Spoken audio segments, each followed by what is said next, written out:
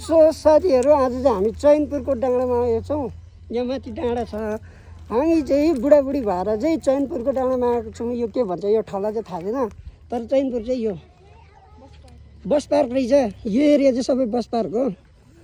अनि हामी चाहिँ यो उकालो चढ्न लागिरहेको छौँ। यहाँबाट उकालो जानुपर्ने रहेछ, यहाँबाट उकालो जानुपर्ने रहेछ। अब कसरी जाने त्यो चाहिँ थाहा छैन। ठाडै छ रे, ठाडै छ रे, ठाडै छ। हेर्नु न ल बुढी, मेरो बुढी त हिँड्छ यार। अब यतिको उकालो हिँड्नु भने चाहिँ मलाई सबैभन्दा गाह्रो लाग्छ। तर मेरी बुढी तर मेरी बुढी हिँड्दो रहेछ। भ्यागुता जतिको उफ्रिन्छ। के गर्नु खै, आफूलाई हिँड्नु भनेपछि सबैभन्दा बोरिङ।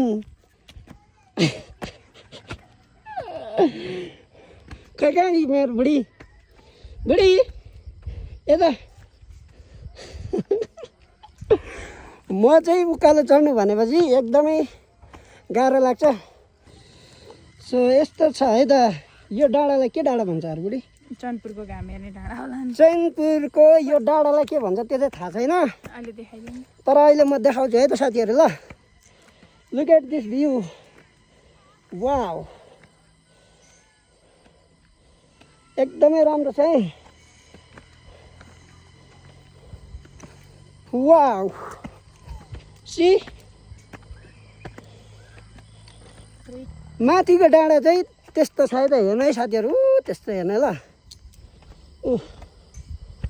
वाउ बुढी हिँड्नु अगाडि न, त्यसरी नै हिँड्नु न।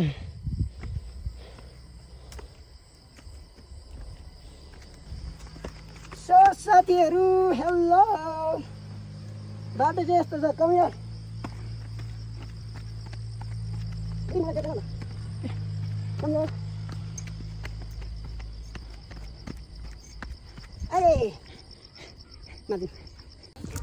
फाइनली हामी चाहिँ यो डाँडामा आइसक्यौँ है त। ढेन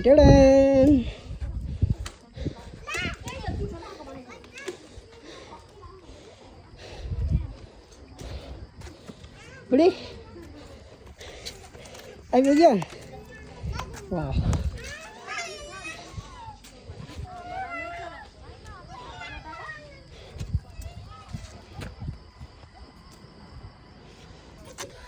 ओके गाइस, हामी चाहिँ अब फोटो सुट गरिसकेर यो चैनपुरको डाँडा साडा सबै हेरेर एकदम रमाइलो गरेर हामी चाहिँ फर्किन लागेको छौँ। सो यस्तै छ है त। ल आजको चाहिँ मेरो बुढी हिँडिसक्यो। तपाईँहरू पनि आउनु, तपाईँहरू पनि। हजुर ए हुन्छ, म खिचिदिइहाल्छु नि। नानाहरूको फोटो खिचिदिउँ, त्यस पछाडि चाहिँ फर्क्यौँ। ओके गाइस, हामी चाहिँ अब फर्क्यौँ। बाटो यस्तो उकालो रहेछ क्या त्यहाँ तलदेखि।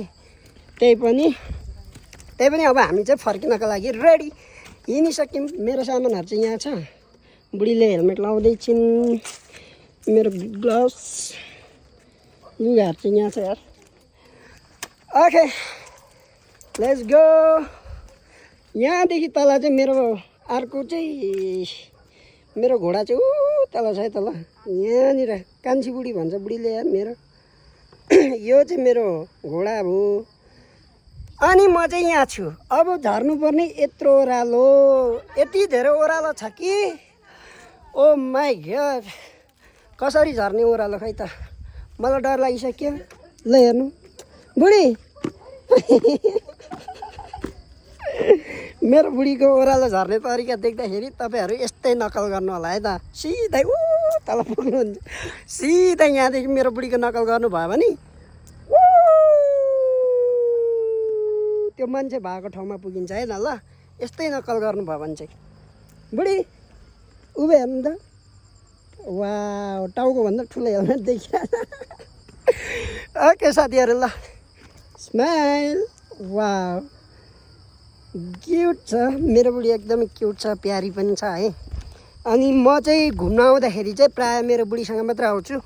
अनि मलाई चाहिँ खासै साथी पनि चाहिँदैन। मेरो बुढी भएपछि मलाई इनफ। हामी दुईजना चाहिँ एकदमै रमाइलो छौँ, रमाइलो गर्छौँ। अनि घुम्न जाँदाखेरि पनि एकदम रमाइलो हुन्छ बुढीसँग। अनि मेरो बुढीको हिँडाइ यस्तो कोही बेला कस्तो कोही बेला कस्तो है।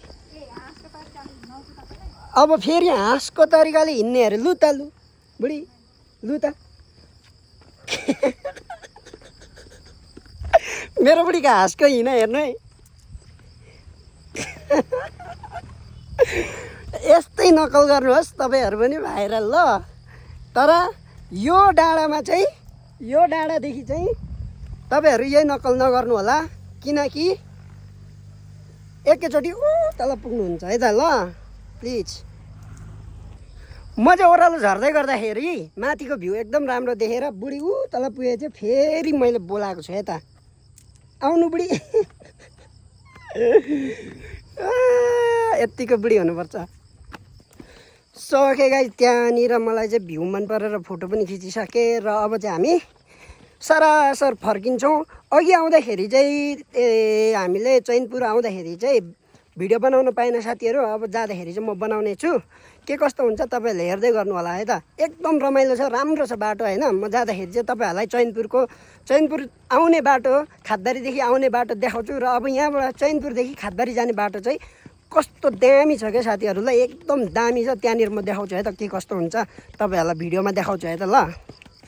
सो मेरो बुढी हिँड्दैछिन् म पनि यहाँ अब हामी पुग्यौँ।